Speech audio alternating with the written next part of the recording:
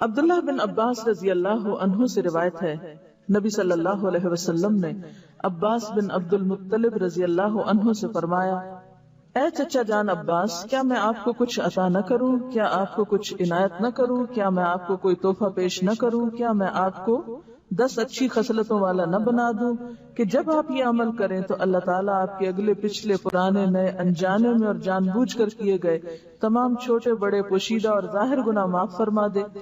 وہ یہ ہے کہ آپ 4 رکعات نفل اس طرح ادا کریں کہ ہر رکعت میں سورۃ فاتحہ اور کوئی دوسری سورت پڑھیں۔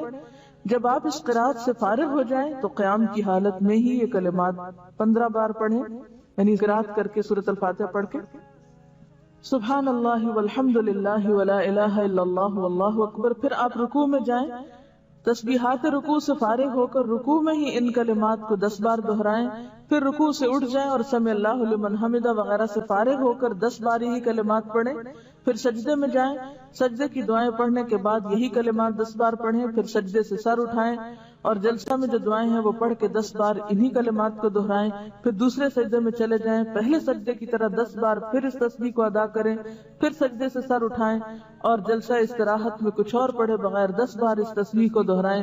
ایک رکعت میں کل 75 تسبیحات ہوئی، اسی طرح 4 رکعات میں یہ عمل دہرائیں۔ اگر آپ طاقت رکھتے ہو تو نماز تسبیح روزانہ 1 بار پڑھیں، اگر آپ ایسا نہ کر سکتے ہو تو ہر جمعہ 1 بار پڑھیں، یہ نہ کر سکتے ہو تو ہر مہینے میں 1 بار پڑھیں، یہ بھی نہ کر سکے تو سال میں 1 بار، اگر آپ سال میں بھی 1 بار نہ کر سکتے ہو تو زندگی میں 1 بار ضرور پڑھیں۔ حافظ ابن حجر رحمۃ اللہ علیہ فرماتے ہیں کہ یہ حدیث کثرت طرق کی بنا پر حسن درجے کی ہے، یعنی نماز تسبیح کی حدیث جو ہے اس کے بہت سے طرق ہیں، یعنی بہت سی چینز ہیں، اس لیے یہ حسن درجے کی ہے۔ شیخ البانی فرماتے ہیں کہ امام حاکم اور حافظ ذہبی نے اس حدیث کی تقویت کی طرف اشارہ کیا ہے اور یہ حق ہے، یعنی البانی کے نزدیک بھی یہ بات درست ہے کیونکہ اس کے بہت سے طرق ہیں۔ علامہ مبارک پوری شیخ احمد شاکر نے بھی اسے حسن کہا ہے، جبکہ خطیب بغدادی، نووی، ابن صلاح نے اسے صحیح کہا ہے۔ بعض اوقات صحیح لغیر ہی ہوتی ہے، یعنی ایک چین میں اگر ایک چیز کی کمی تو دوسری میں وہ نہیں، تو ایک کی کمی دوسرے نے پوری کر دی تو وہ حسن کس درجے پہ آ گئی؟ صحیح کے، لیکن وہ صحیح لذاتی ہی نہیں بلکہ لغیر ہی ہے، یعنی خود سے صحیح نہیں تھی بلکہ دوسری چین نے اس کو صحیح بنا دیا۔ نماز تسبیح میں تسبیحات تشہد میں التحیات سے پہلے پڑھیں بخلاف دوسرے ارکان کے، ٹھیک ہے؟ باقی تو یہ نا سورۃ فاتحہ وغیرہ پڑھ کے تلاوت کر کے پھر تسبیح پڑھیں، اسی طرح سجدے کی تسبیح پڑھ کے پھر یہ تسبیحات پڑھیں، سمع اللہ لمن حمدہ کہہ کے پھر تسبیحات پڑھیں، سجدے کی تسبیح پڑھ کے پھر یہ تسبیحات پڑھیں، اسی طرح دوسرے سجدے سے اٹھ کے پڑھ کے پھر اٹھیں۔ لیکن تشہد میں آپ کیسے پڑھیں؟ تشہد سے پہلے بخلاف دوسرے ارکان کے۔ نماز تسبیح کے بعد پڑھی جانے والی دعا کی سند سخت ضعیف ہے، معلوم نہیں وہ کون سی دعا ہے، میرے علم میں تو نہیں، بہرحال جو بھی لوگ کو خاص دعا پڑھتے ہیں وہ ضعیف ہے۔ اس کے راوی عبد القدوس بن حبیب کو حافظ ہیثمی نے متروک اور عبداللہ بن مبارک نے کذاب کہا ہے۔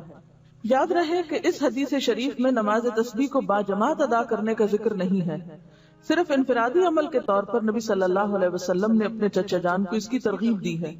لہذا جو مسلمان نماز تسبیح ادا کرنا چاہے اسے چاہیے کہ پہلے نماز تسبیح کا طریقہ سیکھے، پھر اسے تنہائی میں اکیلا پڑھے۔ یہ رویہ بھی انتہائی مہلک ہے کہ بندہ فرض نمازوں پہ تو توجہ نہ دے مگر نماز تسبیح ادا کرنے کے لیے ہمہ وقت بےتاب رہے۔ لہذا فرض نمازوں کے تارک کو پہلے سچی توبہ کرنی چاہیے، پھر وہ نماز تسبیح پڑھے تو اسے یقیناً فائدہ ہوگا، کیونکہ فرض قضا کر کے نفل پڑھنے میں فائدہ نہیں ہوتا۔ نفل اس وقت فائدہ مند ہوتے ہیں جب آپ فرض بھی پڑھ رہے ہیں، تو بہت سے لوگ فرض تو پڑھتے نہیں اور کبھی کبھی صلاۃ التسبیح پڑھ کے سمجھتے ہیں کہ سارے فرض ان کے ادا ہو گئے، جبکہ ایسا نہیں، فرض اپنی جگہ فرض ہے۔